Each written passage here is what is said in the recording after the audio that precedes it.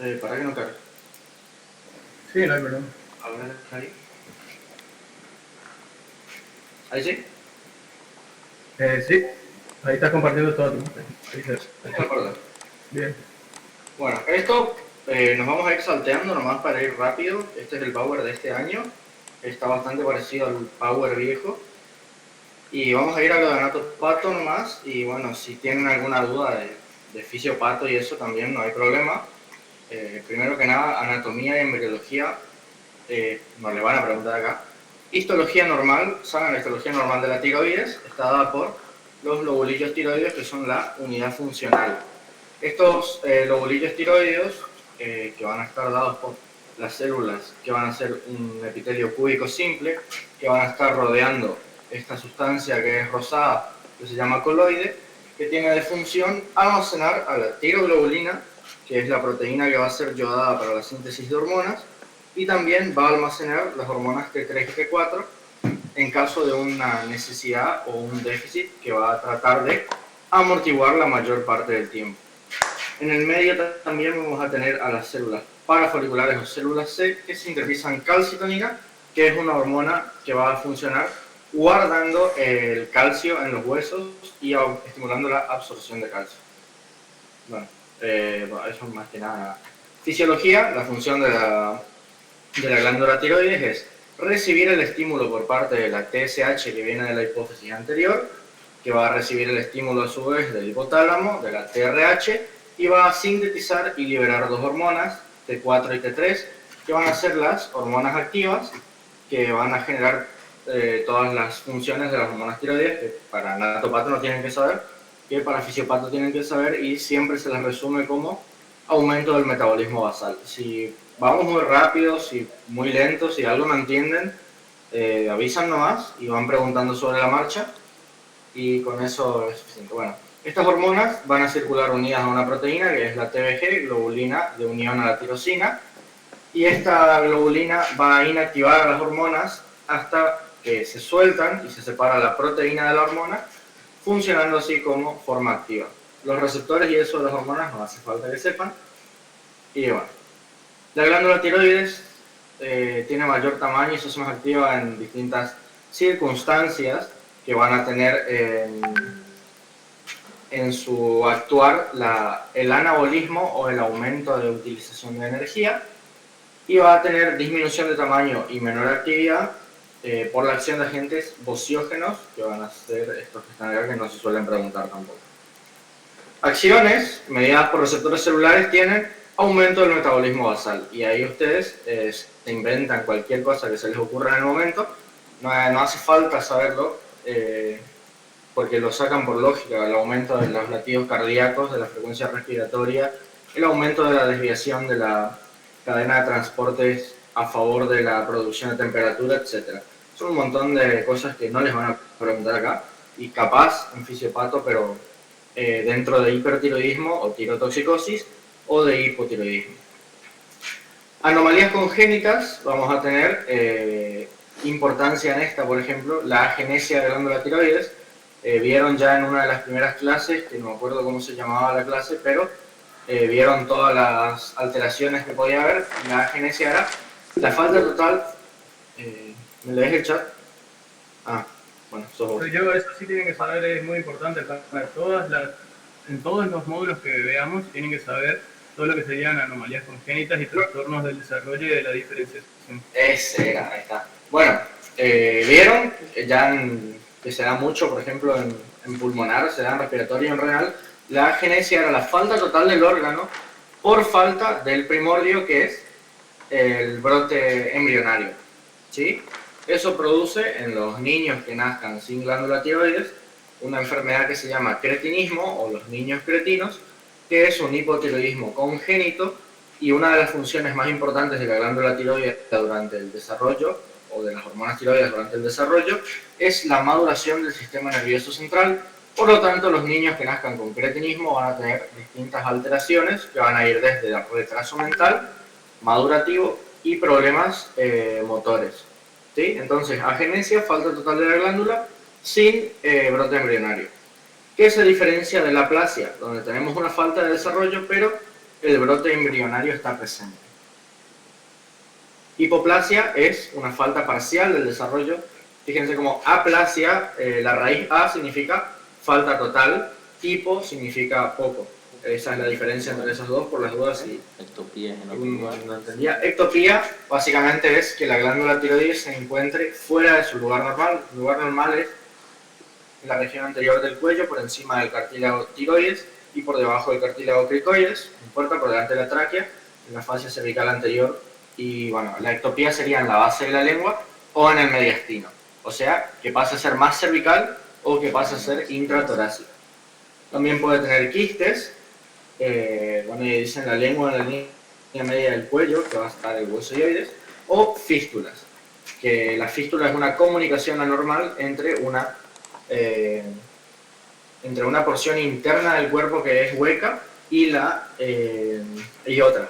En este caso, hace referencia a fístula desde la faringe hacia la piel. ¿Alguna duda con esto? ¿O todo bien? Si alguien tiene una duda, y si no, seguimos. No, re bien. Pero bueno. Fíjense, como les dije el otro día, todo lo que tenga terminación itis hace referencia a inflamación. Entonces, una tiroiditis va a ser una inflamación de la glándula tiroides que vamos a clasificar en agudas, subagudas y crónicas. A menos que les hayan dicho otra cosa, la clasificación, según esto que es tiempo de instauración de los síntomas, se suele dar de manera general como agudas, menores de 2 semanas, subagudas de 2 semanas a 2 o 3 meses y crónicas por encima de 2 meses o 3 meses. Eso como norma general. A menos que diga otra cosa, se acuerdan eso y les sirve para todas las enfermedades, no solamente para las tiroiditis. Entonces las agudas, fíjense, son poco frecuentes. Por lo general son todas las enfermedades que no son tan frecuentes. Se puede dar en cualquier edad. Todas las enfermedades que son endocrinas, por lo general tienen predominio en las mujeres, ¿sí? A diferencia de las enfermedades relacionadas a los factores de riesgo que tienen predominio en los hombres. Eso como norma general también, a menos que justo haya excepciones. Predominio en mujeres 6-1. Los gérmenes que lo producen son el estreptococo, el estafilococo o el neumococo, que es lo mismo que estreptococo, pero bueno, están separados. Y pueden o no ser supurativas según que produzca una de estas bacterias en la glándula. Bueno, básicamente eso es lo único que dice, es de la aguda. La tiroiditis subaguda, granulomatosa o de Kervain, esta sí se preguntaba, creo, que me confirma el rentador, ¿no? Sí, de esto les quería, vamos a tener un segundito, porque acá sí es importante que sepan las diferencias entre la aguda, la subaguda y la crónica, así como tienen que saber la diferencia después entre las patologías que causan hipertiroidismo y las que causan hipotiroidismo. Básicamente tienen que saber cuál es la más frecuente en cada uno de los casos y ahora para esta diferenciación que tienen que hacer, lo más importante sería que se estudien el preparado que se toma, ¿sí? Que es tiroiditis de Hashimoto. Si ustedes saben eso, ya van a poder diferenciar de las otras tres, ¿sí? Porque tienen características distintas, etiologías muy distintas y la morfología es totalmente distinta. Entonces, para hacer el diagnóstico diferencial va a estar muy bueno que se aprendan todas, pero si no es el caso, que sepan una muy bien y les recomiendo que sea la que se pregunta en práctica. Bueno, fíjense cómo cuando hablamos de las agudas, hablamos principalmente de qué etiología. Infecciosa. Todas son infecciosas, pero dentro de las infecciosas, ¿de qué tipo? Virus. ¿No? Bacterianas o virósicas. Bacterianas. Siempre que hablamos, o por lo general, de patologías agudas, vamos a hablar de patologías de origen bacteriano. Como acá tenemos ya una tiroiditis subaguda, fíjense como el mismo nombre les está sacando el epónimo, el mismo nombre está explicando la enfermedad. Vamos a tener una tiroiditis entonces, que va a ser de una instauración más larga que la aguda, por eso es subaguda, y ya no solamente se va a relacionar con bacterias, sino también con macrófagos y linfocitos. ¿Por qué? porque también se llama granulomatosa. ¿Y quiénes producían el granuloma inflamatorio?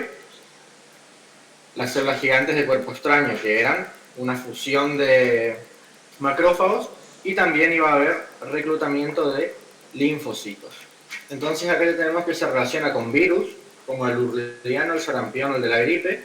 Va a tener fiebre alta, el tamaño glandular va a estar aumentado y va a ser doloroso.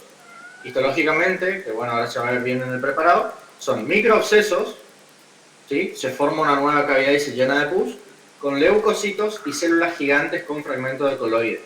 Porque una de las funciones del macrófago es fagocitar. Entonces, si esta tiroiditis subaguda genera que el macrófago se desconozca, por así decirlo, con la glándula tiroides y provoca la fagocitosis de la coloide, estas células gigantes de cuerpo extraño van a tener dentro de sí fragmentos de sustancia coloide. Más tarde se produce el infiltrado crónico, que es característico con linfocitos y macrófagos, y posterior a este infiltrado, cuando se produce la curación, se produce la fibrosis con reemplazamiento de la histoarquitectura normal por tejido fibrótico, por parte de los fibroblastos. Fíjense, es autolimitada y se resuelve sola en 6 a 8 semanas, más o menos 2 meses. Acá está el preparado. ¿Explico los preparados o vos explicás después? No, después nomás vamos a... No tiene sentido, vamos a repasar los que entran nomás. Bueno. Es momento de aprender. Bueno. Entonces, bueno, vimos las agudas, vimos las subagudas, o granulomatosas, o de Kervain, y ahora vamos por las tiroiditis crónicas, que van a tener a la célula característica de la inflamación crónica, que va a ser la tiroiditis linfocítica. ¿Saben eso, no? Que las células van a tener distintos tiempos donde van a actuar según qué tipo de inmunidad se esté activando, y vamos a tener distintas líneas de defensa. La primera línea de defensa celular va a estar dada por los neutrófilos, que son células que característicamente tratan de pelear y cuando no pueden pelear más se autodestruyen y liberan sus gránulos, y de la muerte de estas células y su unión con el desecho de los patógenos se forma pus, que es lo característico de una inflamación aguda de origen bacteriano, por ejemplo. Una tiroiditis que tuvimos que es subaguda granulomatosa, donde vamos a tener formación de granuloma, que se caracteriza por macrófagos y linfocitos, y ahora tenemos una tiroiditis crónica que se caracteriza ya solamente por la presencia de linfocitos en el título. Pero también siempre van a haber todas las células, pero se nombra según la que mayor predominio tenga. Bueno, es un proceso que puede producir hipertiroidismo gaseoso, suele ocurrir en el posparto, y los únicos cambios son infiltrado mononuclear con leve fibrosis. Mononucleares tenemos a todos los agranulocitos, principalmente linfocitos y macrófagos. Este no importa entonces, hasta que veamos. Otra que se pregunta mucho, tanto práctica como teoría, la tiroiditis de Hashimoto, que es una tiroiditis crónica. Estruma linfomatoso, nunca escuché que pregunten así, pero si está entre comillas, como que es otra forma de decirlo, supongo.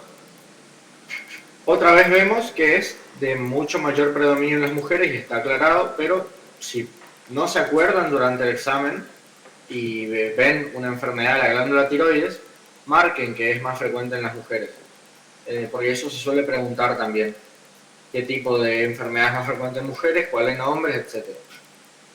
Bueno, los pacientes que padecen la tiroiditis de Hashimoto pueden tener concomitantemente otras enfermedades como lupus eritematoso sistémico, artritis reumatoide, enfermedad de Addison, síndrome de Sjögren, anemia, diabetes, insulino dependiente. ¿Qué tienen en común todas estas? Que son enfermedades autoinmunes de distintos tipos, la mayoría son de hipersensibilidad de tipo 2 y 3, pero lo importante es que estas personas son propensas a tener enfermedades. Y bueno, tiene riesgo de formar un linfoma o un carcinoma. ¿Qué tienen que saber de acá entonces? Que es una tiroiditis crónica, que es más frecuente en mujeres, que las personas pueden tener otras enfermedades autoinmunes. Por lo general, si no se acuerdan cuáles son las enfermedades autoinmunes, la del nombre más raro va a ser una enfermedad autoinmune. Y bueno, que tiene riesgo de linfoma o carcinoma. son tiroiditis, como son autoinmunes, significa que el cuerpo reconoce como extraña la glándula tiroides y manda a las células a atacarla. Vamos a tener que la van a atacar los linfocitos B, como dice acá, formando anticuerpos, la inmunidad humoral, y los linfocitos T, CD8 o citotóxicos, que van a producir daños directos mediante la citotoxicidad, que es la liberación de granzimas y la formación de un poro de destrucción de la membrana. También, obviamente, toda esta destrucción va a liberar sustancias, se van a liberar anafilotoxinas, que van a atraer más células y van a empeorar el daño en la glándula tiroides.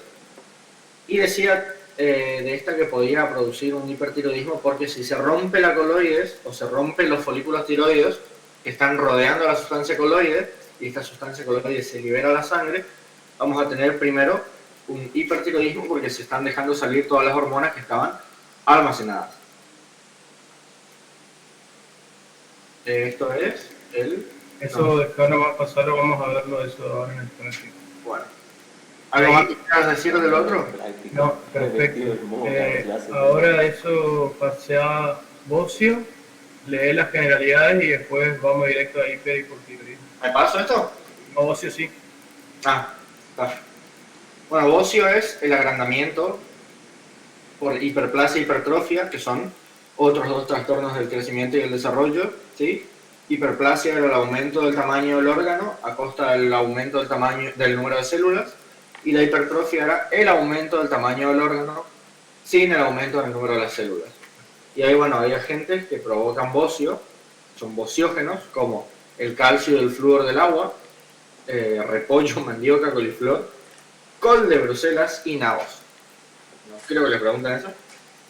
Y si les preguntan, bueno, qué bajón, la verdad. Puede ser difuso o nodular. Difuso significa que va a estar difundido en toda la glándula. Entonces, va a ser totalmente lo que se va a ver. Coli, en un rato yo tengo que ir a buscar algo abajo. Así que te voy a dejar un ratito, pero 5 minutos no. Sí, dale, hablamos de otra cosa mientras. Sí, dale. ¿No más? No, todavía no creo. Ahora avísanos. Yo tengo otra cosa. Sí. Difuso entonces va a ser el aumento uniforme y total de toda la glándula. Puede ser endémico o esporádico. La causa principal es el déficit de la ingesta de yodo en nuestra zona. En nuestra zona lo más común es el déficit de ingesta de yodo porque, bueno, no todo el mundo tiene la ingesta adecuada. Ahora la sal de mesa está yodada para que justamente no tengamos ese problema, pero sigue siendo la causa principal de hipotiroidismo en nuestra zona, el hipotiroidismo por déficit en la ingesta de yodo. Por lo tanto, no se pueden sintetizar adecuadamente las hormonas tiroides. Aumenta la TSH tratando de estimular a la glándula tiroides y que libere T3 y T4, pero esto solamente es funcional durante determinado tiempo, ¿sí? Que ahora vamos a ver en Fisiopato van a ver los distintos tipos de hipotiroidismo que hay, primario, secundario, terciario, subclínico o clínico. Este aumento de la síntesis de TSH y de la llegada de TSH hacia la glándula tiroides provoca que se siga estimulando y esa sobreestimulación aumenta el tamaño de la glándula. Pero el tamaño de la glándula no tiene ninguna función extra porque lo que está faltando es el yodo. Y sin el yodo no se puede yodar a la tiroglobulina. Y sin tiroglobulina yodada no se puede romper y no se pueden liberar T3 ni T4. Y bueno, el bocio nodular van a ser zonas limitadas de la glándula tiroides que se van a formar como nodulitos que pueden ser palpables. El bocio difuso, por lo general, si es muy grande, se puede ver a simple vista y va a ser palpable. El nodular, dependiendo del tamaño de los nódulos, va a ser palpable o también va a ser visto. Lo importante es que en el nodular se va a sospechar patología maligna y como se sospecha patología maligna, se espera hasta que el nódulo crezca a determinado tamaño y se le hace una biopsia para ver la histología de la glándula. Ahí anda directo a hipertiroidismo, hipotiroidismo, lo que sea. ¿Acá?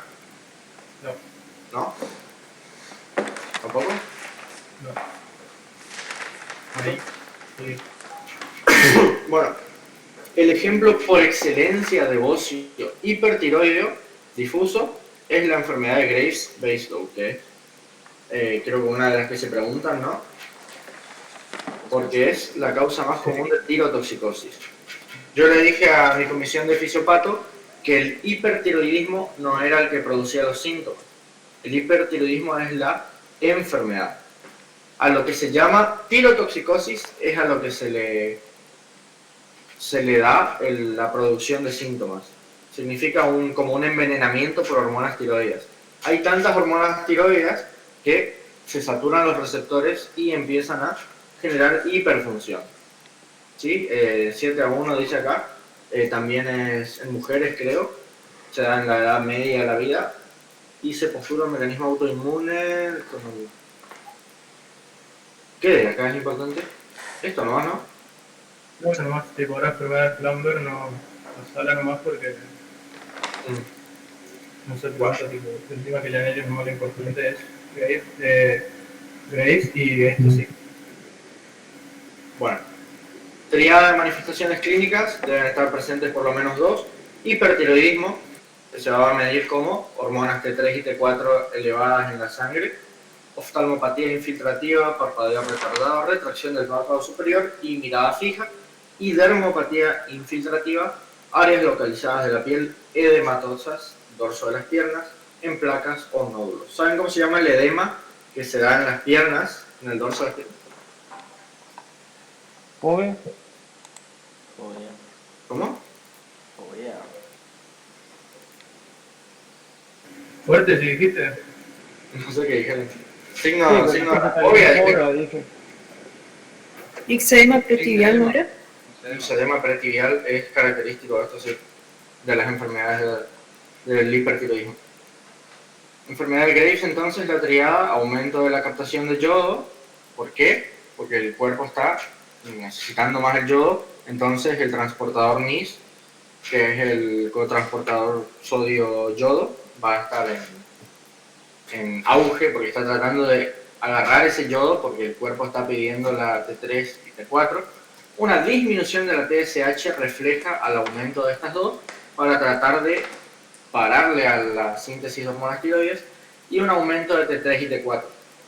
Por lo tanto, se caracteriza por un hipertiroidismo clínico. Bueno, me voy con esto. Dale, deja de compartir mientras. Perfecto. Bueno, alguna pregunta, chicos, todo esto. Lo más importante es que sepan hacer el diagnóstico diferencial, por así decirlo, de estas patologías, tanto la aguda, la subaguda y la crónica. Como ustedes saben, en general, todas las patologías agudas van a ser las que duren menos de cuánto tiempo. Una semana. ¿Cuánto? 2 semanas. 2. 2 semanas. Bien, muy bien. ¿Y las subagudas? De 2 a 3 meses o 2 meses dependiendo. Y mayor a 3 meses crónica.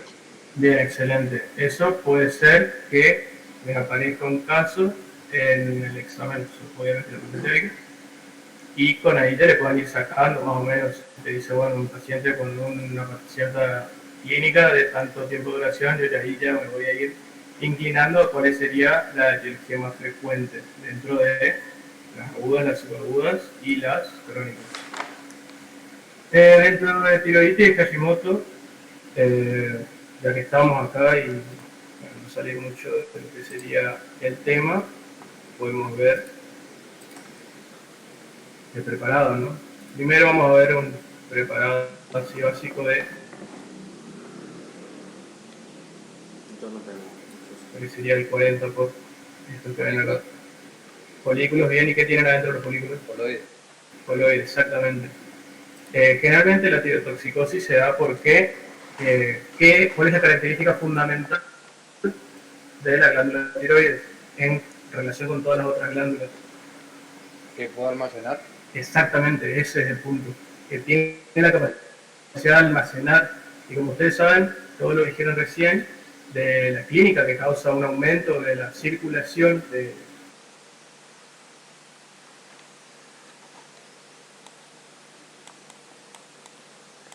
las características de los folículos, más o menos cuántos hay, a simple vista, ¿no? Y esto que está acá, que es tenemos 4, 2 de cada lado, por detrás de la tiroides.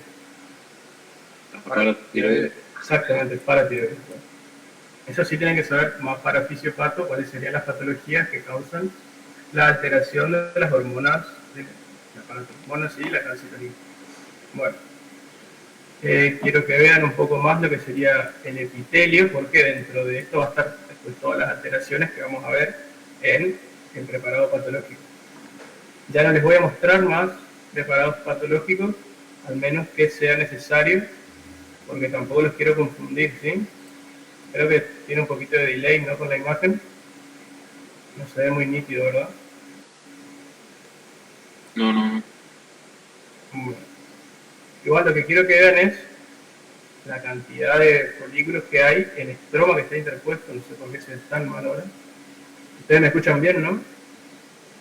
Sí, se escucha bien, pero Sí, la Gabo. aplicación por sí se suele Bueno, trabar. entonces la aplicación, bueno. Bueno, esperen un segundo. Voy a dejar de compartir y les voy a mostrar de otra manera. Pedro, baja. Bien. Ahí ven toda mi pantalla, ¿no?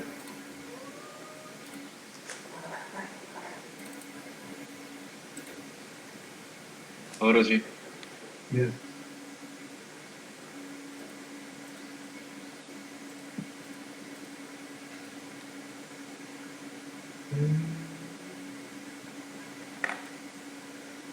Ok. ¿Ven? Sí. Bueno, ¿tienen la imagen en la cabeza de lo que vimos recién? ¿Cómo se veía? Sí. ¿Acá logran identificar los folículos? No. No, Bien, imposible. esto es un tabique estromal, ¿sí? ¿Ven cómo se divide? Un poquito más de zoom. Ahora apenas se pueden ver algunos folículos, ¿sí? Y vean el gran infiltrado que hay, ¿sí? ¿Cómo se llama esto? ¿Alguien sabe? Característico de este preparado. Ahora lo vamos a ver bien en el foto de la cátedra. ¿Alguien sabe cómo se llama esto? Vamos a hacer un poquito más de zoom. No es un centro Centros germinativo. germinales. Excelente, la verdad se ve perfecto, ¿sí? No como el preparado de la cátedra. Y acá tenemos. Estos serían los centroblastos y estos los centrocitos, ¿sí? A la periferia se ve muy característico. Recuerden que el otro preparado se veía mucho más rosado. ¿Por qué? O porque este se ve más azul, por así decirlo, o sea, azul. Por el infiltrado linfocitario. Claro, muy bien, esa es la respuesta, porque hay un gran aumento de lo que serían las células, ¿sí? Tenemos mucho más núcleo. Por eso es que se le dice que es el estroma linfomatoso, ¿no? Claro, tenemos acá, como sabemos, qué tipo de, en relación al tiempo, qué tipo de patología es. O sea, ¿dónde la encasillamos? Ah, claro. Crónica. Muy bien, crónico, ¿sí? Bueno, acá, con esta herramienta que tiene la aplicación, podemos ver un poco mejor las estructuras, ¿sí? Muy bien, como dijimos, centros germinales. Acá tenemos un vaso. Recuerden que la glándula tiroides está sumamente vascularizada. Todas las glándulas endocrinas generalmente van a estar muy vascularizadas, ¿sí? Centros germinales, folículos atróficos, recordemos, lo vamos a detallar mejor en las características, pero todos los folículos van a estar o atrofiados o desplazados por la cantidad de infiltrados, ¿sí? Recordemos que tanto los linfocitos TCD8 y los CD4 van a atacar a la glándula porque no la reconocen. Hay ciertos antígenos que se forman y ante estos antígenos los linfocitos B van a generar anticuerpos, ¿sí? Y en este caso puede ser anti-tiroglobulina o antirreceptor de TSH, son los más frecuentes, ¿sí? Y bueno, vemos acá algunos folículos conservados, le vamos a hacer un poquito de zoom. Acá vemos algunos folículos conservados con su material coloide, el infiltrado y los folículos astróficos. Vean cómo apenas se logra mantener lo que sería el epitelio, ¿no? Vean, este capaz de ser un poquito mejor, este capaz de ser un poquito mejor, pero recuerden que teníamos estromas, ¿sí? En el medio, ahora tenemos todo infiltrado celular, miren qué bien que se ve, ¿sí? Bueno, esto básicamente es lo que ustedes tienen que describir, pero no lo van a ver así, lamentablemente, dentro del preparado de la cátedra, ¿sí? ¿Alguna pregunta? Agus, te pusieron una pregunta en el chat, te la leo. Sí, Por favor, tú también estabas por preguntar eso, lo que preguntó justo Luciano. Te Lo de las díganme, células de Hurtle, algo así, no sé cómo se pronuncia. ¿Qué bien, son? perfecto. Yo sabía que íbamos a ir ahí. ¿Les puedo compartir un segundito? Salgo y les muestro, ¿sí? En el preparar la cátedra, ya les digo, es muy difícil identificarlas, pero me preparé para eso.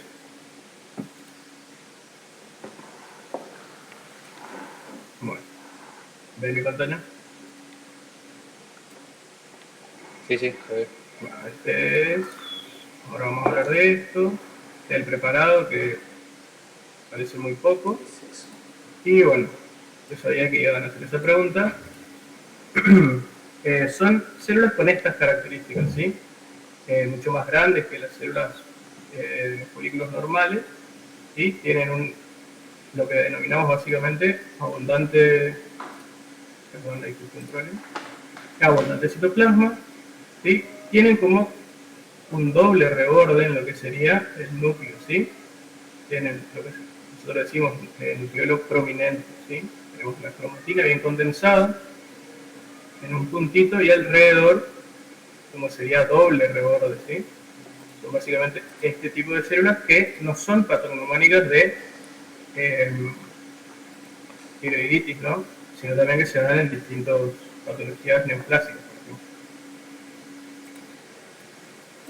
ejemplo. Sepan que está acá nomás, ¿sí? Identificarlas ya casi a esta distancia, mucho menos, ¿sí? Agus. Yo hago zoom y se distorsiona toda la imagen. O sea, Entonces, nosotros Pau, las tiramos se en la el preguntan- preparado como si las viéramos, digamos. Acá se usaron células de Hutter, aunque ni las estamos viendo, digamos. Claro, obvio, eso yo no solo para Claro, este preparado. yo había leído que la presencia de esas células podrían indicar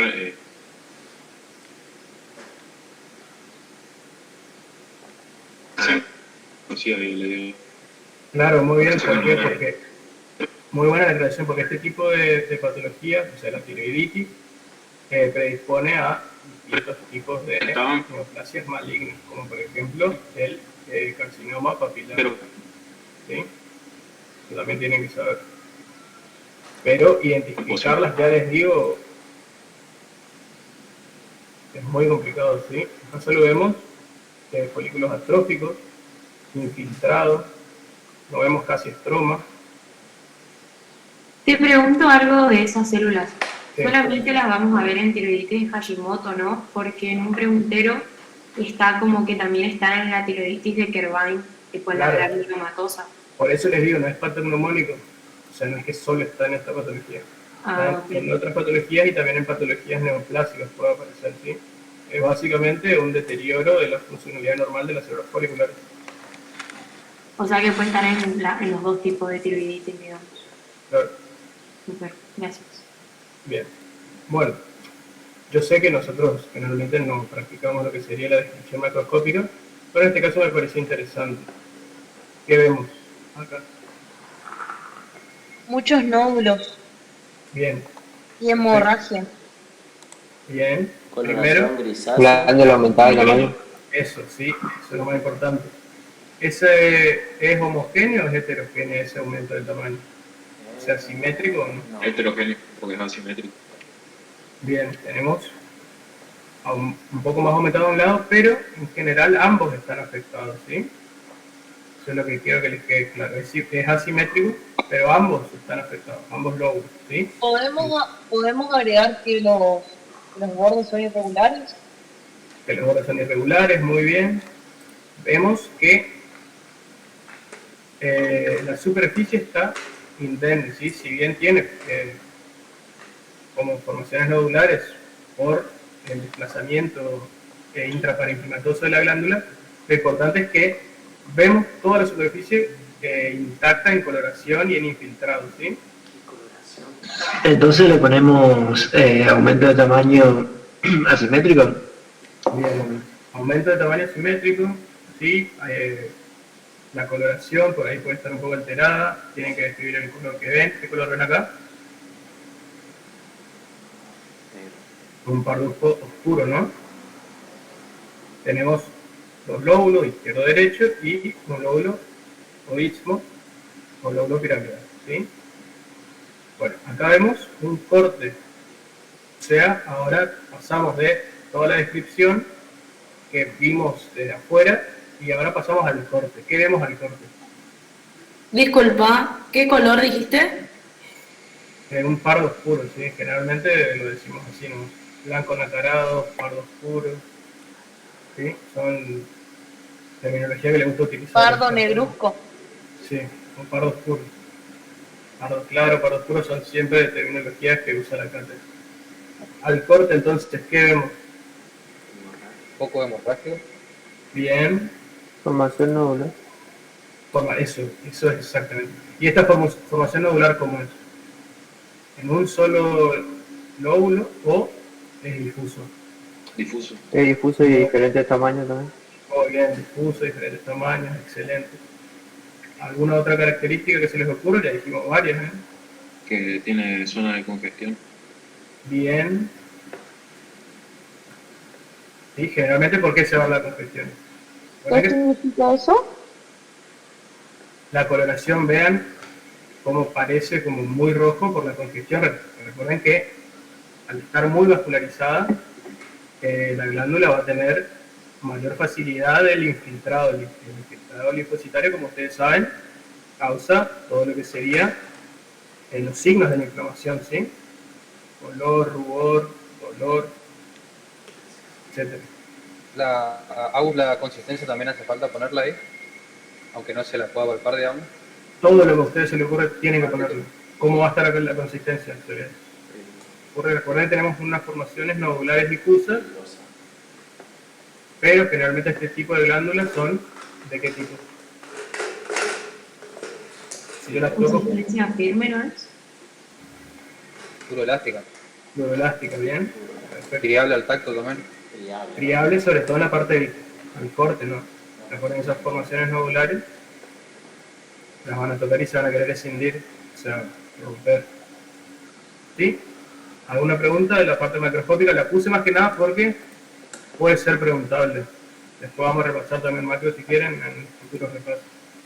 ¿Y ahí podemos agregar eso de que el peso está aumentado también o no? Está por finalizar la reunión en segundos. Bueno, hacemos otra enseguida, les paso, ¿sí? Contamos acá, Escuchá, Agustín, piensen las preguntas y ya les paso, ¿sí? ¿No querés un Zoom Premium? Sí, pero para los próximos.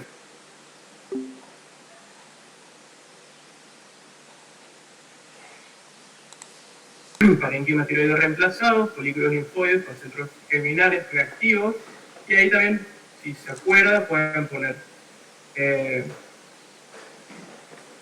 las células que están ahí, las de Purple, esa que dijimos que son el citoplasma granular y eosinófilo, y los folículos tiroides desplazados o atróficos, ¿sí? Que vemos que no tienen nada que ver con el preparado normal de tiroides, en el cual tenemos mucho folículo con mucho contenido colorido, ¿sí? Es todo rosado, básicamente. Y bueno, los centros germinales también pueden poner centrocitos y centroblastos. Si se acuerdan, no pasa nada. Porque saben que están ahí, y por más que usted no lo sepa reconocer, nadie le va a venir y le va a preguntar, bueno, Ariel, vos pusiste esto, a ver dónde está, mostrame, ¿no? Es lo que está ahí, yo sé que está ahí. Y bueno, diagnóstico. Tiroides,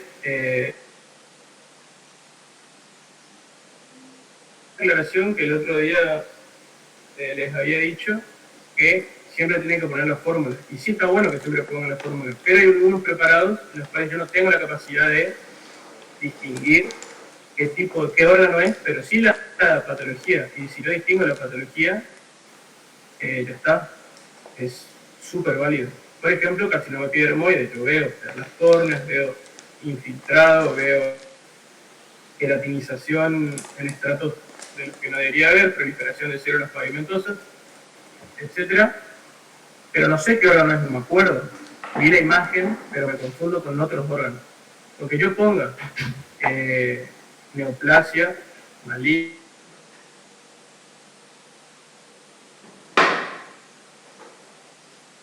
maligna, células pavimentosas, todo eso son variantes válidas. Porque si ustedes ven un preparado de carcinoma epidermoide, de pulmón, de cuello uterino, o de piel, de labio, que creo que el labio del preparado, aunque yo escriba todas las características, va a ser más que suficiente, ¿sí? ¿Quedó claro? ¿Me expliqué? Perfecto. Bueno, ¿alguna pregunta sobre el preparado? Si no, podemos pasar al siguiente. Perfecto.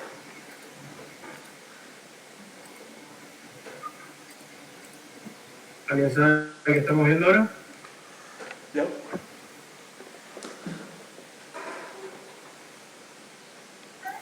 Esto es... Carcinoma papilar, ¿puede ser? Carcinoma. Bien, papilar. Sí. bien, muy bien. Carcinoma papilar. ¿Qué tienen que saber de carcinoma papilar? Básicamente, ¿Qué que hay? es... No, decime. Células en Perlas. ¿Y la formación de ¿Es la papila? que tiene las perlas córneas o no? perlas córneas. Ah, está bien.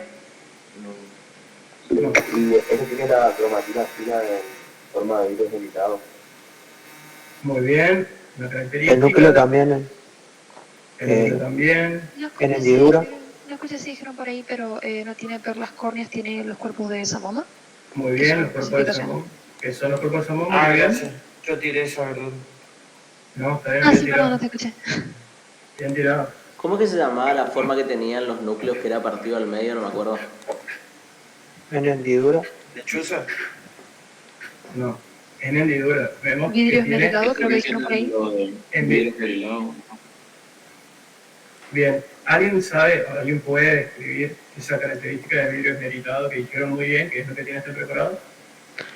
Colina sería como el núcleo en forma de vacío por la cromatina. Exactamente. Tenemos la cromatina desplazada hacia la periferia de lo que sería el nucleolo.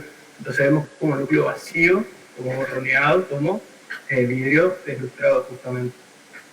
¿Sí? Muy bien. Todas esas características que están diciendo me parece muy bien, participaron todos, me encanta que sea así, ojalá sean así, cada preparado. ¿Cómo era vidrio? ¿Cuánto? ¿Esa es la del ojo de la huerfanita o no? Me mataste, pero nunca en mi vida escuché eso. Sí, eso. Sí, es... Sí, siempre dice. Ok. A Yuli preguntarle el de ojo de la Anita de la huerfanita y ya sabe. Entonces, nuevamente, esto no se parece para nada a lo que nosotros reconocemos como el tejido normal. Vemos acá un pequeño folículo, vemos las paredes, ahí sí vemos las características nucleares, acá también, se ve perfecto, y vemos que forma justamente, ¿qué cosas? Como cordones así, o el nombre de la patología, Papilas. básicamente, papilas, muy bien, excelente.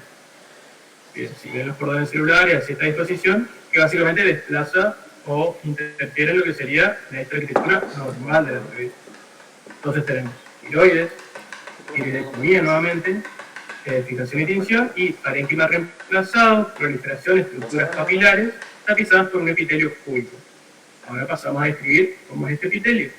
Tiene células con núcleos de aspecto homogéneo, leptocromáticos, que es una cromatina delgada, lepto significa fino, delgado, cromáticos de cromatina, y designados como vidrio esmerilado o vacíos o vidrio deslustrado, ¿sí? Es todo lo que vemos acá que bien descrito. ¿Sí? Y bueno, fibrosis intersticial, porque como sabemos, ¿dónde pondríamos dentro de la clasificación que dijimos hoy de patología tiroidea a este tipo de patología básicamente?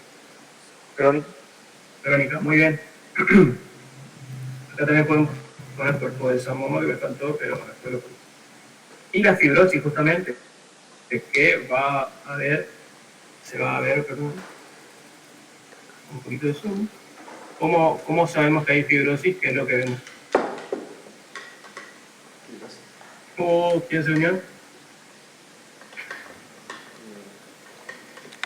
Sería como la parte más clarita, ¿no? La fibrosis. Claro, pero que son, o sea, después lo vemos, pero ¿qué sería? Si yo digo fibrosis, ¿qué es lo que veo dentro del preparado? Fibroblastos. Fibroblastos que secretan colágeno. Colágeno, ¿sí? Fibras colágeno. Fibras colágeno, ¿de qué color se ven? Rosadito oscuro. Rosadas. Sí, rosadas, muy bien, recién lo habían dicho. Excelente. Entonces, ¿quién te dijeron, pero bueno, voy a ser redundante, los fibroblastos fabrican, ¿no?, las células colágeno? Y vamos a ver que van a estar ahí porque tenemos justamente un proceso inflamatorio crónico. Y recuerden que la última parte de lo que será el proceso va a ser la recomposición. Entonces los fibroblastos van a estar ahí queriendo recomponer lo que sería todo el tejido dañado. Acá podemos ver fibras colágeno. ¿Este carcinoma papilar tiene glándula? ¿Cómo? Perdón, no te escuché. Este carcinoma papilar tiene otro nombre, ¿no? Puede ser, no sé. Ah, bueno. No pasa nada. No, claro, aquí todavía.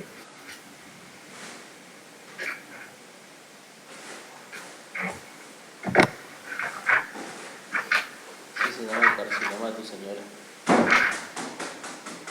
Podemos describir en este preparado que se observan tanto papilas como glándulas propiamente dichas.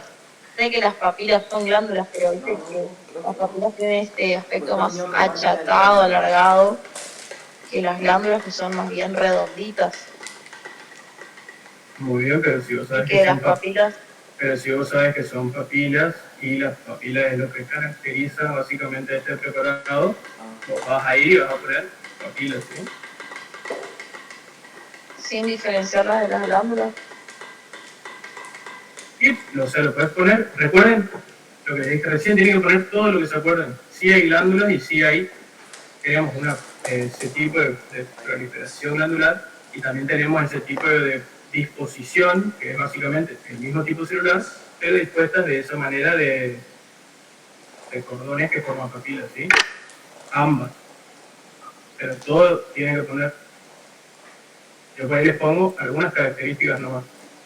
Pero ustedes tienen que poner todo lo que se acuerdan. ¿Recuerdan lo que les dijo el doctor Alsina? Si yo sé que tengo una proliferación tumoral maligna, yo tengo que poner todas las características de una, o sea, puedo poner en realidad todas las características de una proliferación tumoral maligna. ¿Sí? Hipnosis, Neoformación muscular. Neoformación muscular, muy bien. Pleoformismo, relación núcleo-citoplasma alterada, hipnosis. ¿Mitosis atípica también? Mitosis atípica, hay algunos preparados que tienen mitosis atípica, hay algunos que tienen una mitosis reducida, ¿sí? Que no se identifica mucho generalmente. Este tipo de carcinomas tienen una pequeña proliferación. Va a haber sí mitosis, pero no lo que denominamos mitosis atípica, una mitosis exagerada, como si pueda haber en otros tipos de carcinoma, como los celulares, el epidermoide, adenocarcinomas. Pero viste, ¿Sí? la segunda vez que lo volvés a ver, te queda. ¿Alguna otra pregunta? Tenemos ahí, entonces, Sí, diagnóstico, aquí. tiroides, ¿sí? ¿Podrías mostrar dónde están los cuerpos de Samoma en el preparado, por favor? Bien. No tenés que indicar, reina, vos tenés que saber que está nomás. El bicho.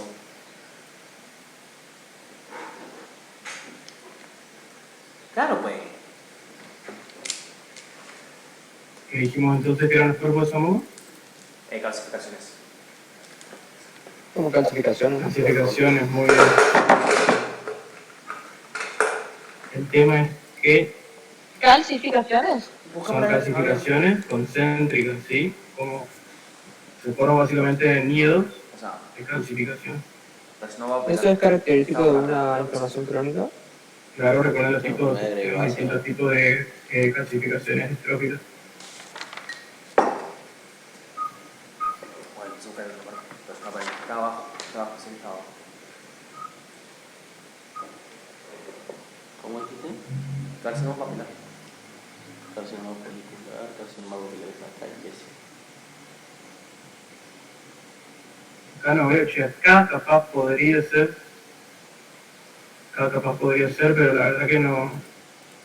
Esto sí se ve mejor cuando tenemos el preparado el microscopio, que podemos hacer un paneo general y podemos hacer un verdadero aumento. Dale, ahí mandó la compañera igual ¿Cuál una podés imagen, llamar? así ¿Y que por qué gracias igual. identificar este tipo de carcinoma? Recuerden que Son no es calcificación necesario que con nosotros lo identifiquemos, acá se porque ve yo por di, llamar. mira esta imagen, por ejemplo, que es muy característica. Sé que es tiroides, sé que es carcinoma papilar, yo ahí yo empiezo a alargar todas las características que me acuerdo, ¿sí? No es necesario que te las veas. Y bueno, ¿alguna pregunta? Estos son los dos preparados de tiroides, son la verdad que los dos muy preguntables, ambos, más que nada. Y bueno, ¿alguna pregunta?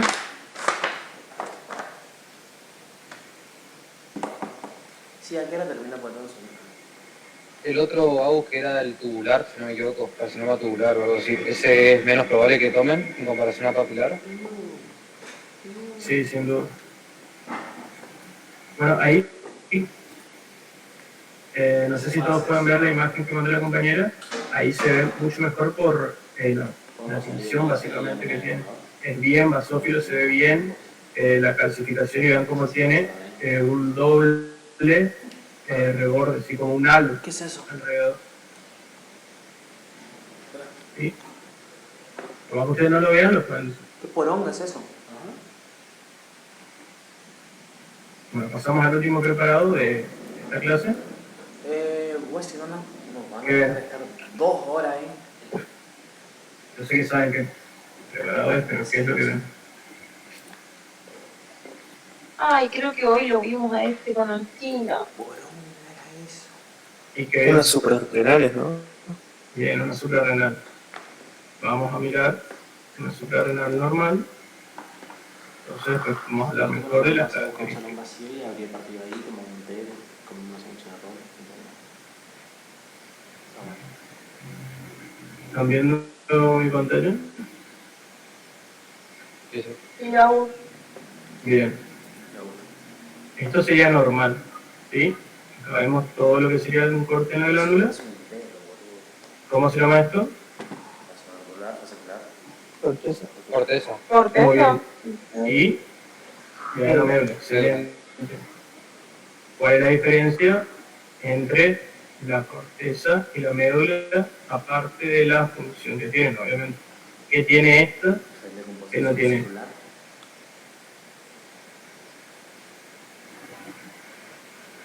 Con una coloración distinta, al parecer.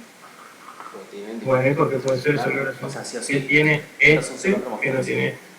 Este tiene, si a simple vista podemos ver que este tiene mucho más núcleos, ¿sí? Este tiene muchas más células. ¿Y este qué tiene? Vemos acá, acá. ¿Recuerdan lo que dijimos hoy de todas las glándulas endócrinas? ¿Está más irrigada la médula? Está mucho más irrigada la médula, ¿sí? Recuerden que, ¿qué fabrica? Médula. Nos preguntamos, boludo, pero para que vayan razonando. Muy bien, las catecolaminas, y como sabemos, las catecolaminas tienen que ser el pasaje a la sangre. Y claro, el pasaje a la sangre y a todo lo que sería el organismo general tiene que ser súper rápido porque cumple justamente esa función de actuar ante el peligro, ante situaciones en las cuales no estamos preparados. Pues recuerden lo que sería ese tipo de adaptación fisiológica. Y ahora sí, a lo que nos compete, tenemos que hicimos corteza y médula, y la corteza la dividimos en 3 estratos. ¿Cuáles son? ¿Esto qué sería? Glomerular, fascicular y reticular. Muy bien. ¿Esto qué es? Hasta acá.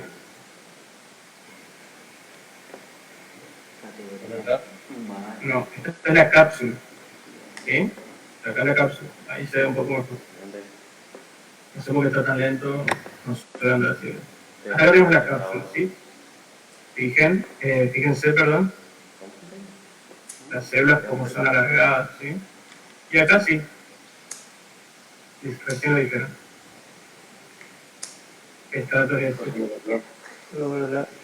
Bien, nos movemos un poco y acá vemos como fascículos, ¿no? ¿Qué son estas? Muy bien. ¿Y qué secreta? Sintetiza y secreta. La fascicular, el lugo orquídeo. Muy bien. Con ese limón. Exactamente. La glomerular. Poquito. No, mira, orquídeo. Muy bien. Eso, todo eso y todas las patologías que causan las tienen que saber. Se pregunta mucho en fisiopatía. ¿Sí? Y después la última, la reticular, que es lo que hace. Secreta los andrógenos. Excelente.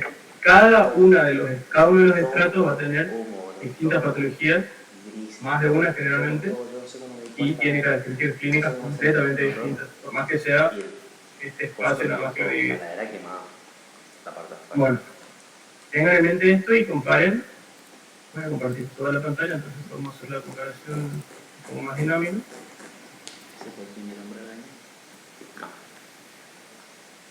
Mamá casi firmó la casa. Ven el power, ¿no?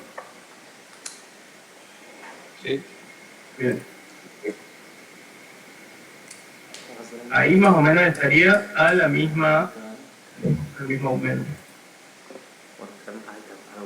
¿Qué notan de diferente? No se distingue. Acá hay En esta región sobre todo. Que se pierden con los fascículos, si que están en la misma zona. Muy bien, y como que tiende a formarse, ¿qué cosa? ¿Qué dijiste? ¿Puedes repetir? No sé si habló Nicolás o quién. Lo que dijeron el compañero. Sí. Dijo que se pierden los fascículos, ¿sí? Fíjate como acá, esta es la zona enterada. Gracias. Y Yo acá, veo o noto que se pierde también la vasculatura. muy bien, también. Acá vemos algo, un vaso sanguíneo. ¿Esto qué sería? Tejido adiposo. Muy bien, entonces, ¿qué parte sería de la glándula? Estaría más hacia afuera, ¿no? Excelente, entonces acá vamos de corteza a médula, sí. Y acá vemos cómo la zona fascicular pierde esa cuestión que la caracteriza de formación de fascículos o pilas de moneda, alguno de esos se suele decir.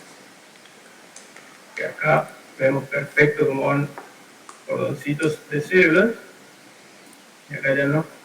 Y tiene a formar justamente remolinos, como dijeron. ¿Puede ser que este sea un patrón difuso? ¿Podríamos caracterizarlo de esta manera? Sí, o podríamos decir básicamente que se pierde la hiperarquitectura normal. Porque ¿Podemos decir que se pierde la celularidad también? ¿O esa abundante celularidad? también perdemos una abundante celularidad, pero también perdemos la forma de los fascículos, que eso es lo más importante. Porque van a tender a formarse, ¿qué cosa? Ella sabe cuál es el preparado. Porque todo esto hablando con su mamá. Ella me contó que ¿Como remolino? Sí, pero bueno, vamos a hacer entonces toda la descripción como dijimos y vamos a la lengua. Entonces tenemos un adenoma cortical, estamos hablando de la corteza, y tenemos órgano, método de obtención, o pueden decir simplemente resección quirúrgica, ambas cosas están bien, pero siempre es mejor que pongan el tipo específico de resección quirúrgica. Fijación y tinción, lo de siempre, y bueno, vemos una formación tumoral delimitada, porque vemos que la alteración llega así hasta acá. Si lo logran ver, vemos que está circunscripta. Células redondeadas, el citoplasma claro, el núcleo hipocrómico, todo lo que dijeron recién, hacemos un poquito más de zoom para poder ver las características celulares y nucleares. La nitidez de la imagen, por la zoom no va a cambiar, pero para que se imaginen más o menos, vean que distinto que se ven los puntitos en una imagen y en la otra. Tanto la coloración como la cantidad que yo veo en el espacio. ¿Sí? No, eso no tenía ni idea. Las redondeas, citoplasma te hace, y bueno, se disponen de forma fascicular o en una disposición organoide, o sea, tienden a circunscribirse, como dijimos recién, como a formar una glándula, por así decirlo, eso es lo que quiere decir con disposición organoide. Y con abundante presencia de vasos sanguíneos, ¿sí? Acá podemos identificar algunos. Pero también recuerden que vamos a tener endotelio. El endotelio es una fina capa de células.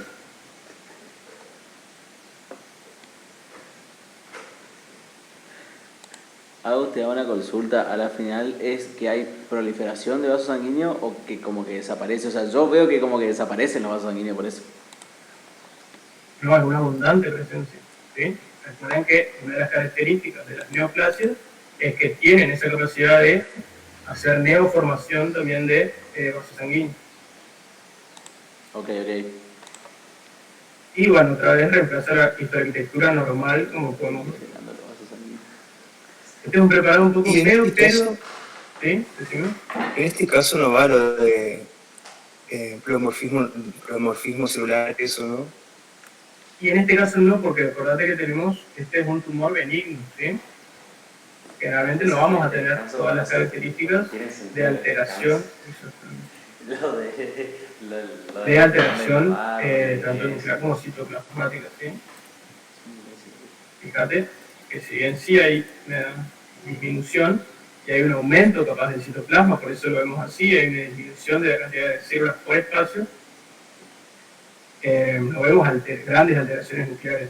Fíjense, vean esta coloración, acá cambia un poco la coloración, por eso decimos que acá está circunscrita la lesión, vemos vasos sanguíneos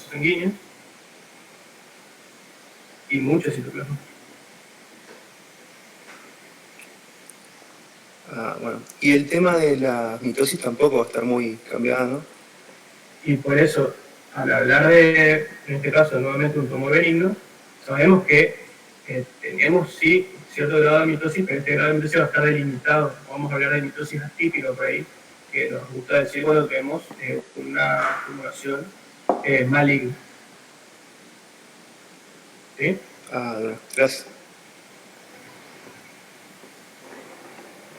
Y bueno, entonces tenemos glándula suprarrenal, resección quirúrgica o suprarrenalectomía, o adrenalectomía también se le puede decir, y adenoma cortical suprarrenal, que sería el diagnóstico, ya en este caso microscopio. ¿Preguntas?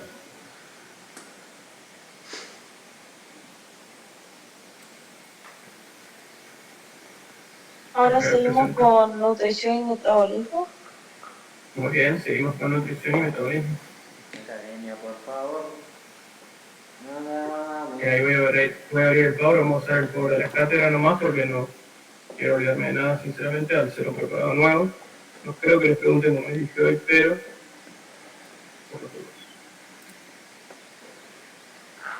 ¿Por qué no querés que nos pregunten los preparados de este módulo? Y porque, ¿qué le pueden preguntar? Para mí es va mucho más indicado a lo teórico, pero lo vamos a dar porque justamente no estoy seguro de que no le puedan preguntar, así como estoy seguro que le puedan preguntar.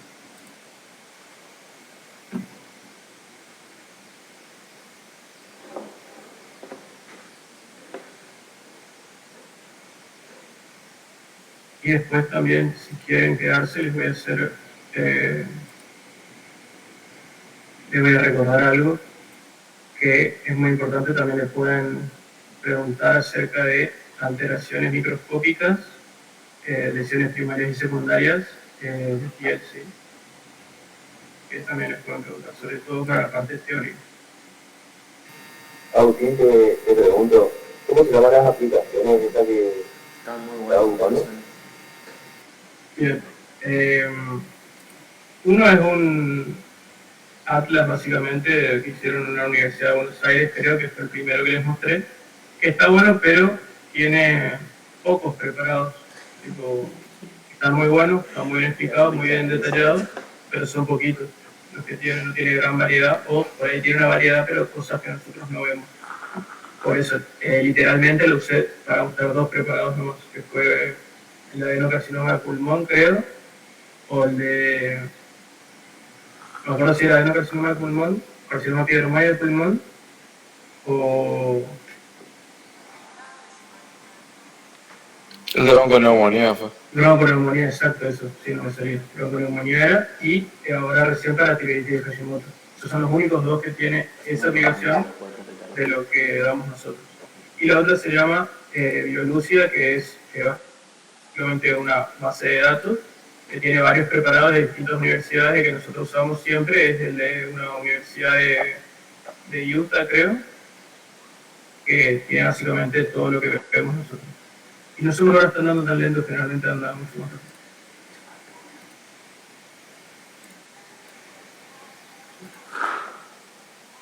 Ahí presento la clase.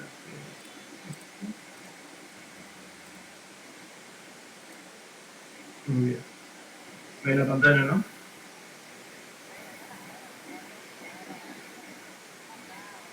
Sí, Abu. Bien, bueno. Cuadro clínico, como saben, en este caso vamos a tener un hígado graso, ¿no? Primero quiero que vayamos directo a esto, que sería la microscopía, después si quieren leemos el caso clínico. La verdad no quiero perder tiempo en eso porque en el caso, por ahí, estuvimos hablando hoy también con la doctora Sarli, por ejemplo, que ella lo que quería hacer era darle una pequeña introducción de lo que sería un caso clínico, la clínica para el preparado. Entonces eso sería de mucha ayuda, cambia totalmente las cosas al momento de la parte práctica. Bueno, ¿vas a repetir conmigo que tenemos alumno? No creo que se lo permite ni vos, pero... Bueno, ¿qué vemos?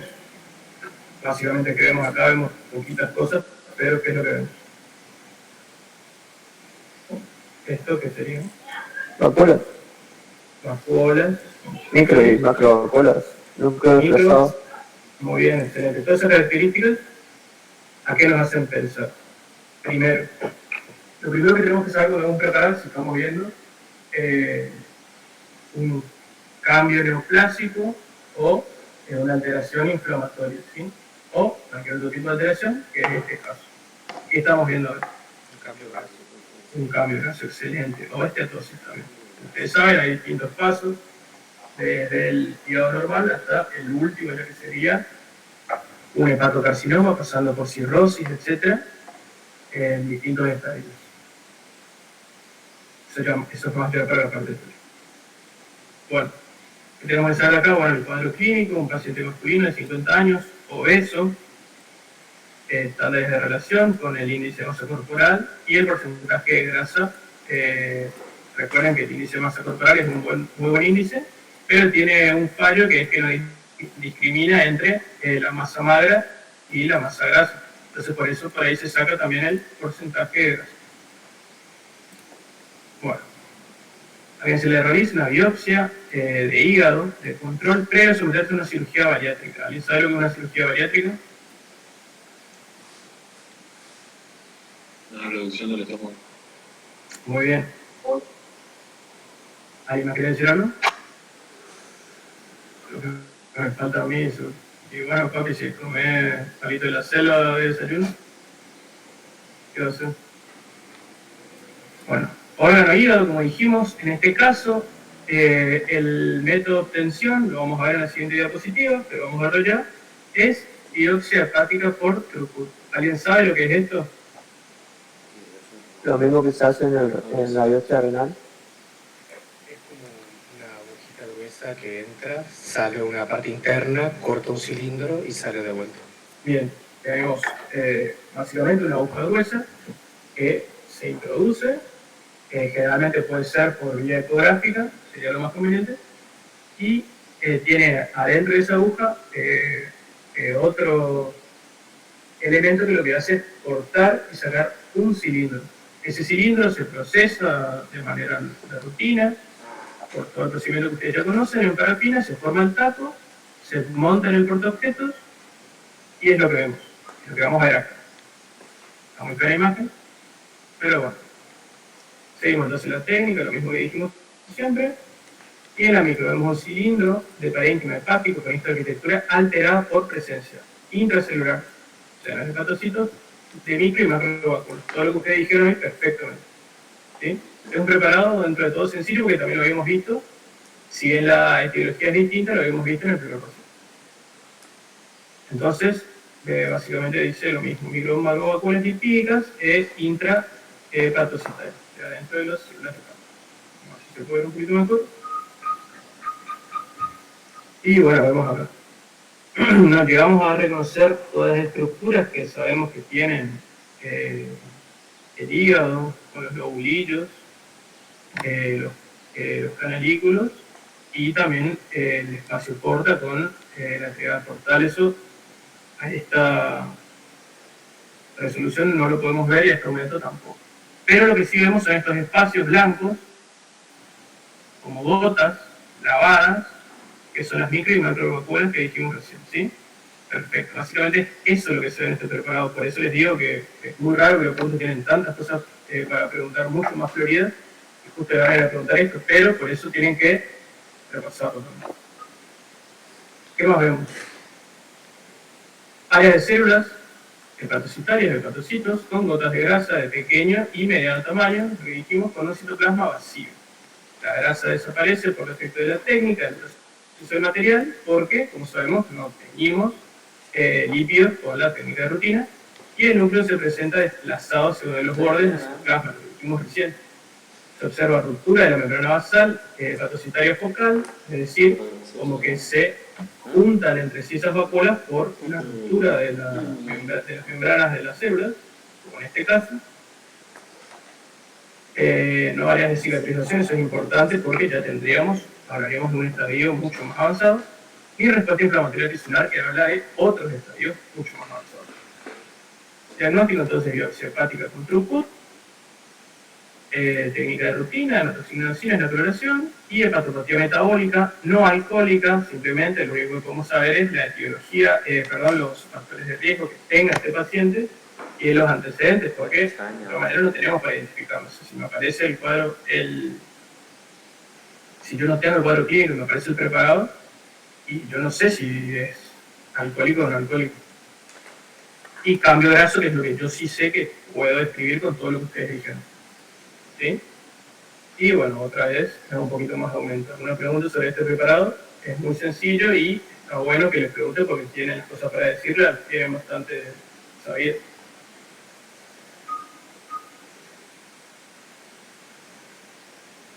Aus, ¿qué diferencia hay entre esto y esteatosis hepática o son sinónimos, digamos? Son sinónimos. El cambio de graso o esteatosis hepática. ¿Sí? La esteatosis te habla que generalmente se usa para tener un cambio de graso mínimo entre lo que sería el hígado normal. La gente con ligero sobrepeso tiene cambios grasos, ¿sí? Puede tener elevadas las enzimas hepáticas ligeramente, pero eso no significa que sea muy peligroso ni nada, simplemente que hay que cuidarse con la dieta en este tipo de casos. Recuerden que este es el único tipo de cambios que es reversible, ¿sí? En estos estadios principales, obviamente. Pero ya llega un punto que no.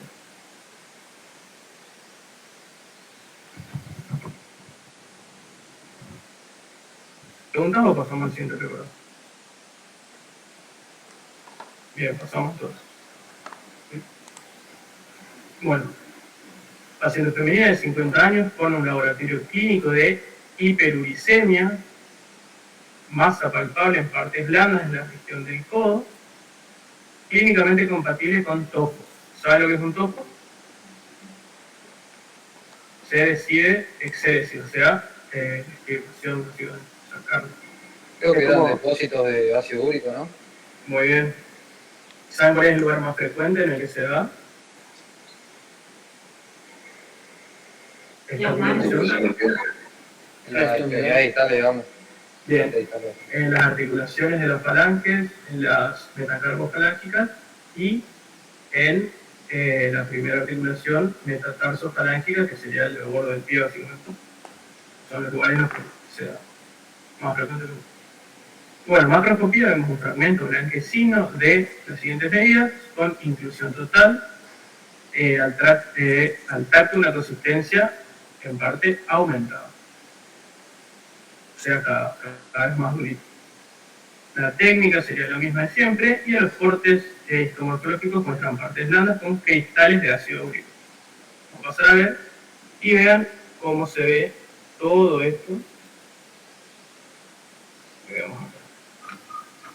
Ven o no cómo estos haces que nos llegan a formar remolinos, obviamente, pero todo esto haces es la acumulación del urato o del ácido úrico. Es muy característico este preparado también, por si llega a tocar, van a saber identificar lo que es lo más importante o lo más difícil. Perdón. Los cortes histomorfológicos muestran partes blandas con cristales de ácido úrico. Serían estas formaciones que vemos. Vemos un poquito de tejido adiposo, luego hablamos de partes blandas, fibras colágeno, y estas formas. Ahora, acá estamos viendo el microscopio de luz polarizada, que es lo que hace reflejar la luz directamente en lo que serían los haces y les causa este aspecto como brilloso, ¿sí? Que nos deja, o sea, la luz impacta directamente. Y nos permite hacer el diagnóstico final de trastornos metabólicos o del metabolismo de uratos y gota, que ya sería el nombre que se da a la patología. Es muy característica también la imagen, por si les llega a tocar. Creo que no, o sea, es sumamente improbable. Pero bueno, ¿alguna pregunta? Yo creo que por ahí... Se podría decir, a luz polarizada se observan los cristales de ácido úrico. Claro, eso es básicamente lo único que podemos decir, por eso yo creo que este módulo va a estar un poco más enfocado en lo que sería la parte teórica. Claro, o sea, yo lo que me doy cuenta es que no hay demasiado para decir, o sea, no es como que puedo decir 6 o 7 cosas de preparado. Exactamente, tienen muchos preparados con miles de cosas más para preguntar, que la verdad sería una picardía que le pongan esto a propósito. Se va a pagar la comisión 3 que le tienen bien el fichado. Mentira esto. La de Sally. ¿O no? Bueno.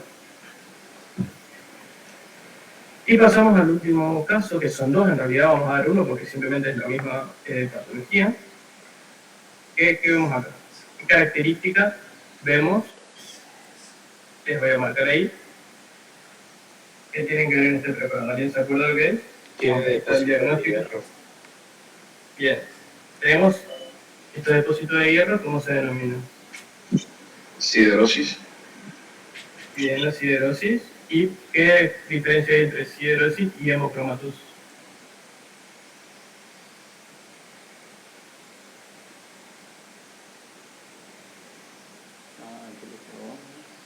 ¿Ustedes saben?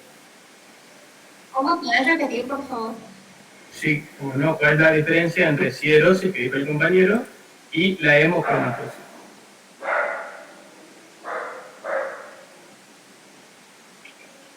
¿Puede ser que una es hereditaria?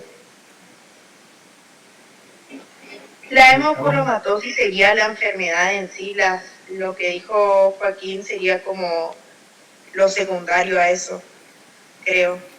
Muy bien. En uno estamos hablando de el proceso sí, patológico. La siderosis es simplemente la acumulación de hierro en los tejidos. La hemocromatosis ya esta puede ser primaria o secundaria. Primaria cuando son trastornos generalmente hereditarios, sí, que es el caso del bebé, sí, que lamentablemente se muere por esta acumulación de hierro, sí, ya es un trastorno hereditario. Y la hemocromatosis secundaria es este caso que vamos a ver, que vemos acá, vean la diferencia de coloración. ¿Sí? Bien. Y acá se vería la acumulación. ¿Cómo se llama esta tinción?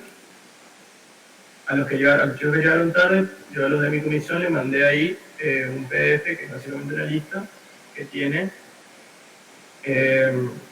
todos los tipos de tinciones, o casi todos, por ahí si falta algo lo agregan, de tinciones y marcadores tumorales que deberían reconocerlos y saberlos por si les llegan a preguntar, sobre todo en la parte teórica. O sea, en la parte teórica. Sí, sobre la tensión de Pearls. En el machito que mandaste dice azul de Prusia. ¿Se estaría mejor poner tensión de Pearls o azul de Prusia? Porque hoy Alcina dijo que era mejor tensión de Pearls. No, tensión de Pearls está bien, sí. Ok, ok. Este lo que hace es teñir justamente los depósitos, como vemos acá, en este caso son difusos, vemos acá cómo se pone alrededor se posan o precipitan lo que serían las capas endoteliales, y acá ya a nivel estromal. ¿Sí? Tienen bien basófilos todos los depósitos de hierro.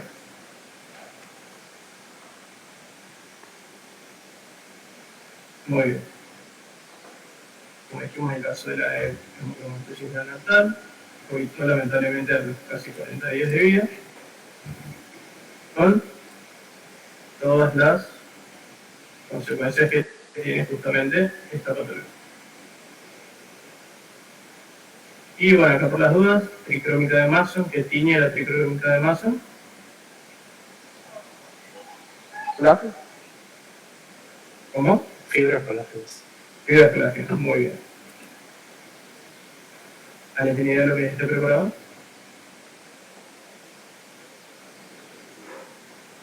¿Qué sería esto? Si esto es el hígado, ¿qué sería esto?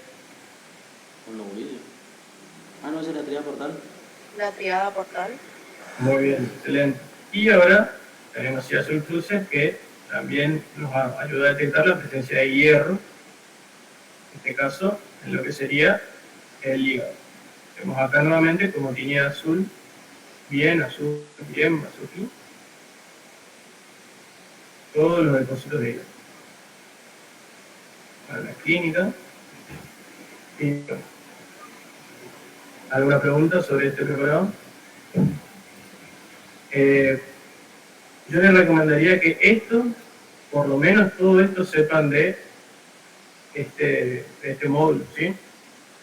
Sobre todo las patologías, es lo más preguntado. Yo sé que muchas de estas, como por ejemplo la gota, se la vieron en bioquímico, por ahí se habla mucho de eso, y por ahí a ir a lo sano. Después la hemosiderosis y la hemocromatosis, también sepan. Y bueno, con esto terminamos lo que sería el práctico de hoy. Faltan 10 minutos para que termine. Yo creo que si quieren hacemos otra reunión, ya esto depende de cada uno si se quieren quedar o no. Vamos a ver lo que serían los cambios de las lesiones elementales a nivel microscópico de piel, porque me parece que es muy importante, ¿sí? Que lo sepan, los distingan cada uno, porque estoy casi seguro que les van a preguntar alguna de ellas. Eso no va a servir. Así que salimos, yo vuelvo a mandar el link, si no hay más preguntas, obviamente, y son libres de, si quieren o no, volver a entrar.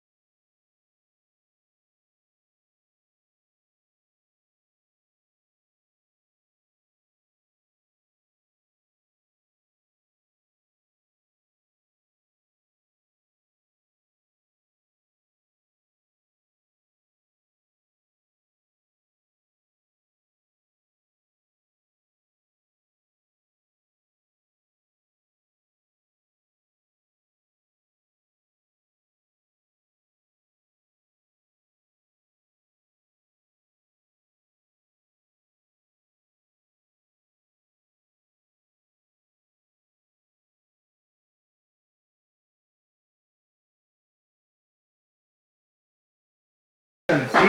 Tenemos primarias y secundarias. Esta clasificación está, la verdad, más buena que la de lesiones macroscópicas. ¿Por qué? Porque básicamente tenemos poquitas secundarias y todas las otras vamos a ver que son primarias. Bueno, esto es básicamente lo que les dije recién. Tenemos la piel normal con todos sus estratos. Cada puntito significa un estrato. ¿Qué hice? Y creo que no va a venir más nadie. Así que, mira. sí. Eso no está en... No. ¿Qué locura es locura? Pero tienes razón, algo te tiene que causar esto, ¿entendés?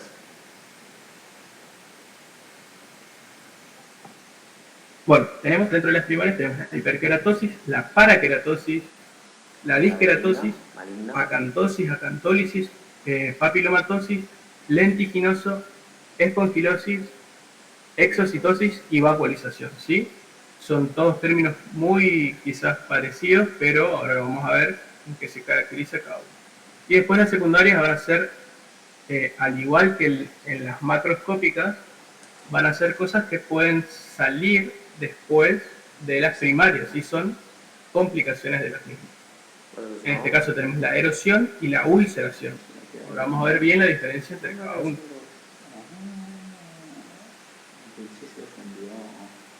Falta una completa y bueno, ahora sí. Hiperkeratosis, entonces, hablamos de la hipertrato córneo asociada a una alteración cualitativa de la queratina. ¿Cuál es el córneo? Esta es la definición tal cual. Entonces está bueno que lo sepan, porque si a mí me preguntan en forma de esas preguntas de emparejamiento que te dicen, bueno, porque es el estrato córneo que secreta la queratina, por ejemplo, y te pone distintas definiciones y yo tengo que marcar la que es generalmente la más correcta o la correcta, ¿sí? Lean bien estos los enunciados de cada pregunta, porque por ahí queremos hacer muy rápido el examen y nos olvidamos, sobre todo para esto que serían las preguntas que son de definición, ¿sí? Que por ahí agregan o sacan distintas partes de lo que sería todo el enunciado. Entonces, como podemos ver acá, una hiperplasia del estrato córneo, ¿sí? ¿Lo ven o no? ¿Se acuerdan todas las capas de la piel? Si ustedes saben la histología normal de la piel, esto va a ser muy fácil porque vamos a saber directamente dónde está la alteración. Bueno, pasamos a la siguiente. Parakeratosis. La presencia de núcleos de queratinocitos en la capa córnea. Como nosotros sabemos, en la capa córnea ya no tenemos que tener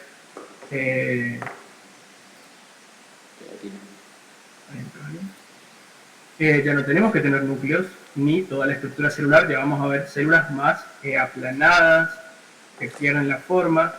Los núcleos ya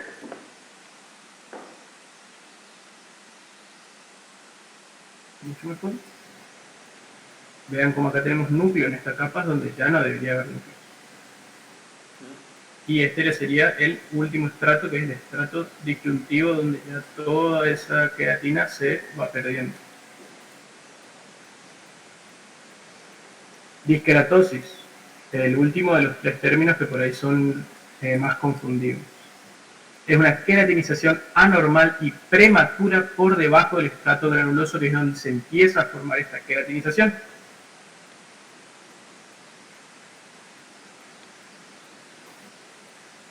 Vean cómo se forma, así como parecieran ser perlas córneas, se produce toda esta queratinización en estratos donde no deberían formarse, ¿sí? Tenemos la otra definición, esta, la de parakeratosis, que tenemos núcleos donde no debería haber, o sea, en estratos más altos, y acá pasa lo contrario, tenemos queratinización en estratos más bajos, donde no debería haber.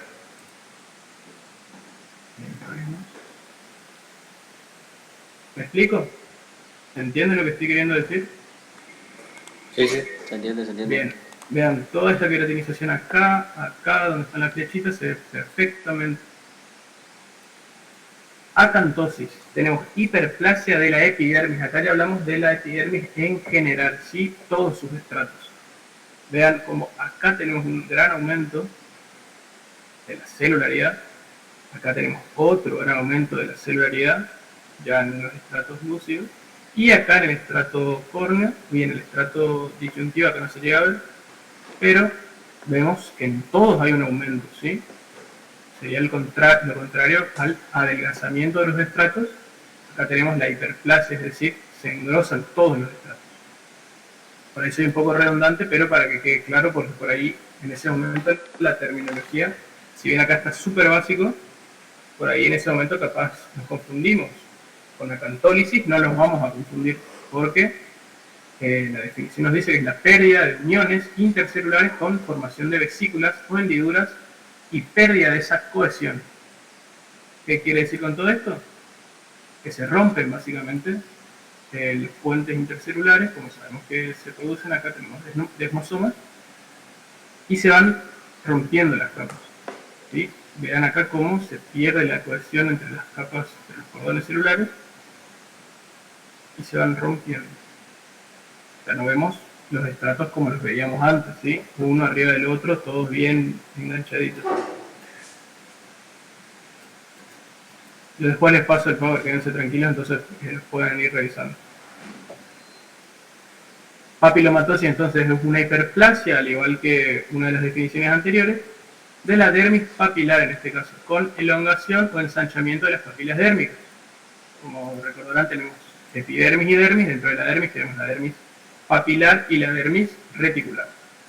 Acá vemos la dermis reticular y acá vemos la dermis papilar. Vean cómo esto sería la epidermis y vean cómo se incrustan las papilas dentro de lo que sería la epidermis. ¿Sí? Esto totalmente anormal. ¿Sí? ¿Ulceración en qué más era? Muy característico. ¿De qué cosa? Bien fácil de identificar.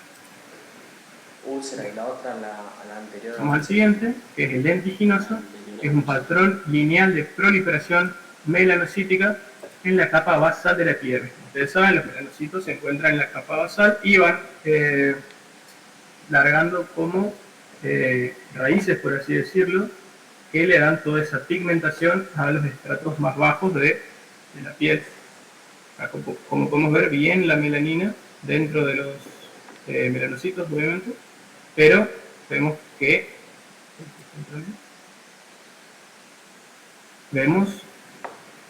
cómo proliferan así hacia arriba. Esto no debería pasar, esto debería estar bien en la membrana basal, y la coloración también es muy característica.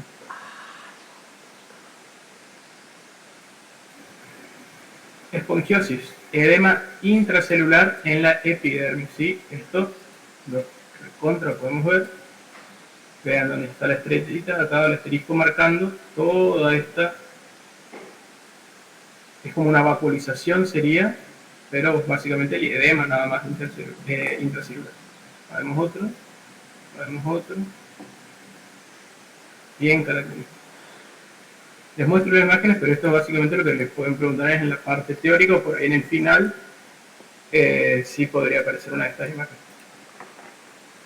Exocitosis, una infiltración de la epidermis por células inflamatorias o células sanguíneas circundantes, ¿sí? Básicamente, como recordarán, sería la exsanguinación, por así decirlo, de los componentes sanguíneos, tanto de glóbulos rojos como de glóbulos blancos, ¿sí? Ambos componentes. Veamos aquí. Tenemos las capas y acá vemos glóbulos rojos, donde nos marcan, y también cierto infiltrado inflamatorio, con células bien redondeadas.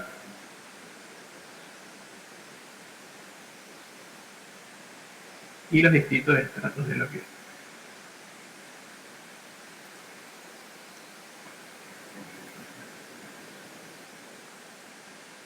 La vacuolización es la formación de vacuolas en el interior de las células en su vecindad, ¿sí?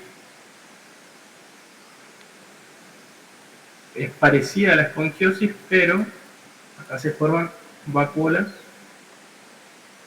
intracelulares. Vean cómo desplaza otra vez al núcleo y cómo se lava esa parte del citoplasma ya no adquiere el color por toda la cantidad de líquido que tienen dentro. Se ve muy bien. Y acá también, hasta acá. Los estratos más basales también los podemos identificar. Por ahí son cosas básicas, pero son cosas que tienen que tener en claro cada uno de estos términos. Terminamos con las teorías y ahora pasamos a lesiones secundarias, ¿sí? Hablamos de erosión cuando se produce una solución de continuidad de la piel por muestra, que nos muestra, una pérdida incompleta de la epidermis, ¿sí? Esta es la palabra que nos caracteriza a este término. Es la pérdida incompleta de la epidermis. Acá lo vemos, ¿sí? Vemos acá estrato basal, córneo, granuloso, lúcido, granuloso y el córneo acá. Y el disyuntivo. Vean cómo acá se pierde, como una excoriación, pero no llega a los estratos más basales, mucho menos a la membrana basal. ¿Sí? Es una pérdida incompleta o una solución de continuidad incompleta. Y ahora sí, la ulceración, el último término que quiero que sepan, es nuevamente el mismo significado, pero completa, es la pérdida de la epidermis. ¿Cómo vamos a ver acá? En la imagen. Acá vean cómo se pierde hasta la membrana basal, ¿sí? Por acá el corte quizás no es el mejor, pero ustedes recuerden que todos los preparados son cortes tridimensionales, entonces vamos a tener ciertos artificios de técnica que van a perder. Pero acá vean cómo viene la membrana basal y acá se rompe, ¿sí? Acá deben estar todos los estratos, acá vemos como una erosión, pero acá ya vemos, o sea, ya porque se pierde, ¿no? Toda la epidermis, ya vemos que es una úlcera. Una úlcera. Y infiltra todo hasta la membrana basal del daño. ¿Alguna pregunta sobre esto? Tienen que saber los términos microscópicos y los macroscópicos. A ver cómo tiene esto. Bueno. Esto es más como para el teórico que para el práctico, ¿no? Suele aparecer piel en prácticos. No, es más sí para lo teórico, pero lo tienen que saber, es mucho más fácil si lo entienden, ¿no? Si lo entienden con las imágenes, muchísimo mejor así. Después ven, o sea, asocian a la imagen el significado. Para mí así es mucho más claro y es mucho más didáctico para que lo entiendan. Si no tienen ninguna pregunta, terminamos con esto. Si no es mañana, bueno, mañana no, pero el jueves, seguro vamos a dar otro repaso. Vamos a ver si podemos dar, por ahí va a ser muy tedioso dar todo femenino y todo digestivo porque son temas bastante largos, pero vamos a tratar de priorizar lo más importante de cada uno de ambas unidades. ¿Sí, chicos? Si no hay preguntas, terminamos. Hola, Hugo, gracias. Estamos hablando de cualquier cosa, saben que me pueden hablar, yo no tengo ningún inconveniente. Listo, mi gente, gracias. Gracias.